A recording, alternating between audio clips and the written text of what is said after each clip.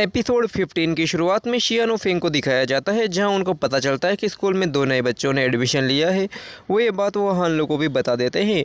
तभी teacher class में आते हैं। वो बताते हैं कि एक नया स्टूडेंट इस क्लास में आने वाला है। वो वहाँ से चले जाते हैं। सभी बच्चे नए स्टूडेंट के आने की खुशी में वेलकम सेरेमनी रखते हैं। वो चुप जाते हैं। तभी नया स्टूडेंट वहाँ आ जाता है, जो कि लिन होता है। वो हान लू से कहता है, कैसे हो डेस्कमेट। वो उसके बाद लिन और सभी को स्कूल की छत पर दिखाया जाता है। लिन कहता है, तुम्हारे साथ इतने दिनों से मस्ती नहीं की थी, इसलिए मैंने ये सब किया। दीदी ने वापस आने की जिद की, तो इसलिए मेरा एडमिशन वापस स्कूल में करा दिया। युआन कहती है, इसका मतलब तुम क्लास रिपीट कर रहे हो। शियान कहती है, तो वह दूसरी स्टूडेंट कौन है। लिन कहता है, मैं नहीं जानता। हानलू कहती है, मैं खुश हूँ तुम वापस आ गए। तो चलो अब काम की बात करते हैं। तो ये है नेशनल एस्ट्रोनॉमी कंपटीशन का फॉर्म। जो ये कंपटीशन जीतेगा उसे एक एस्ट्रोनॉमी टेलीस्कोप मिलेगा। हानलू सभी इस कंपटीशन में भाग लेते हैं। उसके बाद हानलू और लिन को एस्ट्रोनॉमी क्लब में दिखाया जाता है, जहाँ वो नई लड़की और दुआनची आते हैं। वो कहता है, हमें एस्ट्रोनॉमी क्लब ज्वाइन करना चाहते हैं। तब हानलू दोनों ही काबिलियत देखती है। उसके बाद उन्हें क्लब में शामिल कर लेती है। उसके बाद सभी मिलकर कंपटीशन की तैयारी करने लगते हैं। उसके बाद कंपटीशन का दिन दिखाया जाता है, जहां पहले एग्जाम होता है। उसके बाद वाद विवाद प्रतियोगिता, जिसमें हानलू की टीम सेकंड आती है। वो वापस स्कूल आ जाते हैं, जहां गेट पर प्रिंसिपल मैडम सभी का सेकंड आने पर स्वागत करती है। वो कहती है, इसमें तुम्हारी लगन को देखते हुए हमें एस्ट्रोनॉमी टेलीस्कोप बेचते हुए बहुत दुख हुआ, तो हम सभी ने मिलकर तुम्हारे लिए कुछ लाया है। जाओ और ऑब्जर्वेटरी में खुद ही देख लो। उसके बाद हानलू वो सभी ऑब्जर्वेटरी के बाहर पहुंच जाते हैं। जब हानलू दरवाज़ा खोलती है, तब सभी देखते हैं कि वहाँ एस्ट्रोनॉमी टेलीस्कोप होता है। ये देखकर सभी बहुत खुश होते हैं। उसके बाद स्कूल में एक प्रोग्राम होता है। सभी उसकी तैयारी कर रहे होते हैं। तब जेन का ध्यान कहीं और ही होता है। लू कहता है, तुम्हारा ध्यान कहाँ है? कहीं तुम किसी से प्यार तो नहीं करते? जेन हाँ में सिर हिलाता है। लू कहता है, जल्दी बताओ तुम्हारे दिल में कौन है?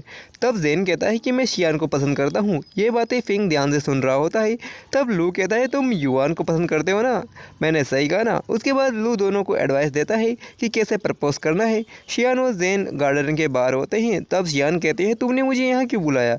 जल्दी बताओ। तब जेन कहता है, मैं तुम्हें पसंद करता हूँ, क्या तुम मुझे पसंद करती हो? तब शियान कुछ नहीं कहती।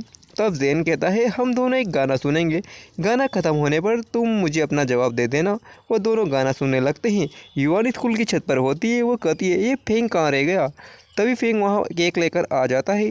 वो अपने दिल की बात रखता है। वो कहता है, मैं तुम्हें पसंद करता हूँ। उसके बाद हमें लू को दिखाया जाता है। लू वहीं जाता है जहाँ उसने हानलू को प्रपोज़ किया था।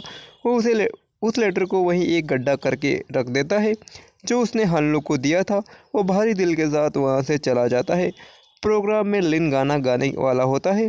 तब लिन कहता है, मैं तुम्हें सबके सामने बताऊंगा मैं किससे प्यार करता हूँ। तब लू कहता है, हानलू से। लिन कहता है, तुम्हें तो पहले से पता है, तुम्हें दुख तो नहीं होगा? लू कहता है, मेरी किस्मत में नहीं थी, इसलिए वो तुम्हें ज़रूर मिल जाएगी, मैं दिल से कामना करता हूँ। लिन कहता है, थैंक यू मेरे भाई। लू कहता है, अब रो मत यार, बहुत मेहनत लगती है मेकअप करने में। लू की आंखों में साफ दिख रहा होता है कि वो कितना दुखी है, लेकिन वो लिन को कुछ नहीं बताता। लिन मंच पर गाना गाने लगता है, गाना जो कि उसने हानलू के लिए लिखा था। वो लू बैकग्राउंड म्यूजिक चालू कर देता है। प्रिंसिपल मैडम लू के पास पहुंच जाती है। वो बैकग्राउंड म्यूजिक बंद कर देती है। वो लिन से कहती है, जल्दी से कंट्रोल रूम में आओ, वो अपना ये शो बंद करो। लिन वहाँ से भाग जाता है। वो भागते हुए उसका गिटार थोड़ा सा टूट जाता है। हानलू लिन को लेकर वहाँ से भाग जाती है। उसके बाद जेन और शियान को दिखाया जाता है, जहाँ शियान जवाब देने वाली होती है। तभी गार्ड्स आ जाते हैं और जेन और शियान वहाँ से भागने लगते हैं।